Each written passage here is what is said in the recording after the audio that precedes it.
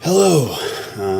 Today is Monday, August the 7th of 2017, and it is 5:36 in the AM for me.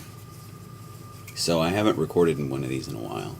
No, that probably didn't notice. But I don't know, things got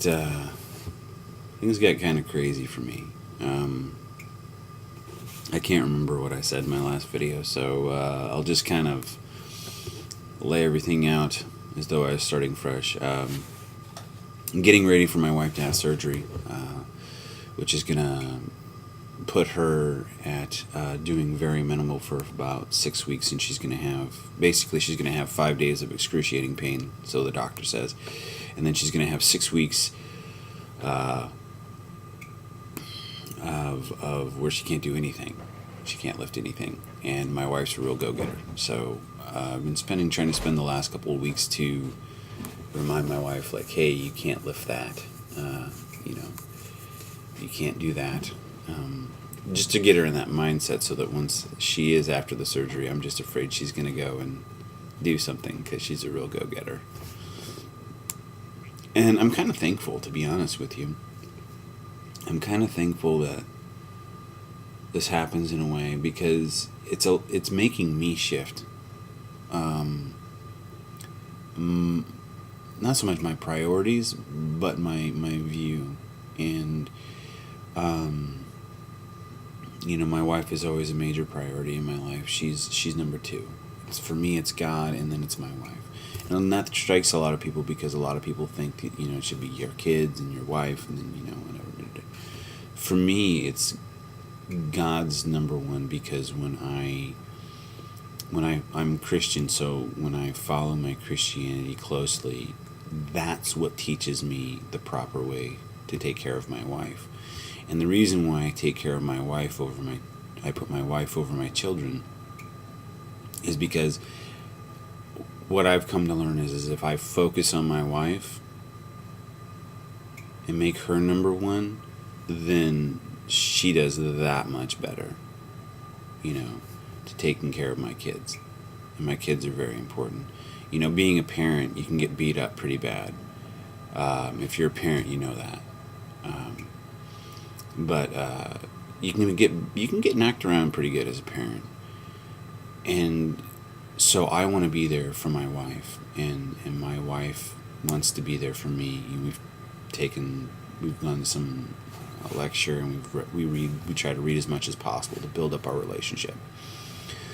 And that's what we've learned out of our reading, is that I should be there for her, she should be there for me. We build each other up. That way we can be as close to 100% for our kids.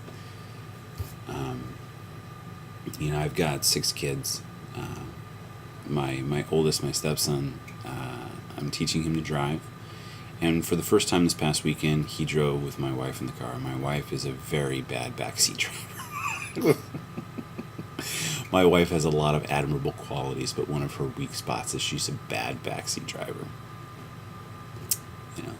So, but he's doing well enough as a driver. She was actually very impressed, and I was glad that she saw how good of a driver he is and expressed that vocally, because it really made him feel good. My oldest son and my second oldest son, which is 8, my stepson and my son, who's 8, Kane and Walter are upset right now because we've decided to pull the Xbox. They're great kids, but they have a bad habit of binging on Xbox. And then they come, it's like I told them, I was like, if we actually just shut it down, and you shut it down right away, and then you came downstairs and it was just like, okay, what's next? But they go up there and they binge play, and we try to limit how much they play, and it's like every time they get done playing, they're just always grumpy and upset. And I told them yesterday, I was like, this isn't healthy, and we're getting ready to go into 6 weeks of where we're all going to have to step it up to help mom, and she's not going to want you playing video games and then not coming right away when she really needs help. We need to be there. So we told them we were pulling the Xbox for a while, and we're gonna, as parents though, we can't just. I don't think it's fair for us to just pull, their main thing. So we're gonna try to up our game and try to replace it with like family card time or family board games or something so they don't feel like they're lost and don't know what to do on a Sunday afternoon.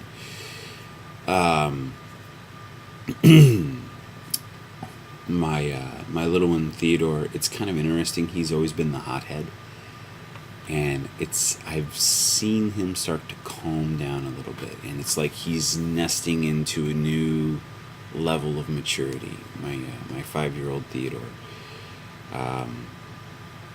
and where he used to always make me count, be like, Theodore, please do this.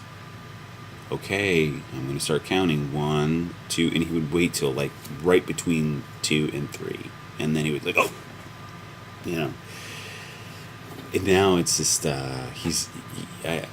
there's actually been a couple times recently where I haven't had to count at all. I'll be like, honey, can you please do this? And I don't want to get mad. Please, can you do this? And he'll get up and he'll go. And it's really been it's really been amazing, because I hate counting. I hate disciplining. I really do. I really hate disciplining.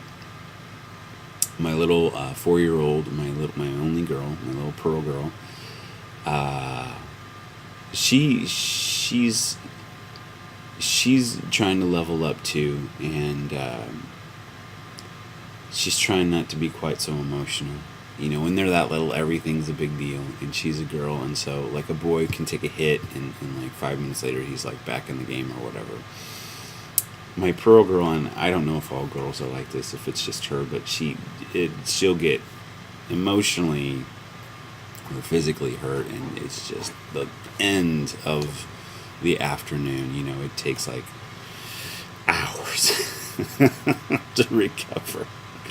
And even then, like if somebody comes over to the house, if she got hurt like 6 hours ago or yesterday, she'd be like, oh, come look at my ouchie. So I don't know. She's not quite as dramatic. She's still pretty dramatic, but not quite as. My 2-year-old Zachary, he is he's in a very ornery phase, and I think the other ones are kind of maturing, which is good, because he's getting into a ornery phase. He can do everything, and he gets into everything, and he deserves to have everything. He's so curious. It's almost like he's starting to see the world with a new set of eyes, and he's seeing things that he never saw before. And so he's constantly getting into things, but he's still too little for them. And it's like, and we've baby-proofed the house 7 ways from straight, but he's just, this one, all the others never had, they had a variation of this characteristic at this age, but he is the most intense. Like, he wants to be in it all. So it's trying. And then there's little baby Joseph, and he's 9 weeks old, and so he is starting to sleep through the night, which means he goes to bed around 8 or 9 o'clock, and he wakes up around 3 or 4 o'clock in the morning. Every 2 hours, it's allowing mom to get sleep and get back closer to normal, which I'm thankful for. I'm very thankful for. For me, I work at a factory, and our big shutdown, well, basically the whole plant, the factory I work at runs 24/7. So once a year we have a big shutdown, and we do a lot of work, a lot of extra work, And shutdown's a great time because you can make some great overtime, but it's really hard. It's really hard, and really long days. Really long days. And I'm still trying to. I've been having trouble with my hands lately, so I'm trying to get my hands whipped back into shape and get them taken care of. I go see the doctor for them today. I'm hoping that they don't slow me down during shutdown, because I like to go, and I'm getting older. Maybe it's And I think it's God's way of telling me I need to slow down. And my wife, she's getting ramped up. Summer break's almost over for us. And so that means the kids will be going back to school. And it means that we homeschool, which we did that for a variety of reasons. Not so much that that the public school around here couldn't. It wasn't that they didn't do a good job. I think being a teacher is probably one of the most demanding jobs ever. I teach Sunday school, which is nowhere like near being like a real teacher, but it's demanding. It's tough when you have a room full of kids. And we had one of our boys, and he was in a class, and my Walter, he'd go to school, and he likes to talk about his faith, and he kept being told he wasn't allowed to talk about that at all. And that opens up a whole big debate or whatever, and I don't know. I'm not going to get on my soapbox and preach, but he was also getting picked on at school and stuff, and whatnot, and so I asked my wife if she would consider it, because it's a really huge responsibility. And then also our oldest boy, Kane, he had great teachers, but he was just having a hard time getting connected and getting plugged in and doing good work. And he's really smart. He just, it's just, he needed more one-on-one attention. It was like the last couple of years he was in school, it was just like teetering on whether or not he was going to be able to make it through the year.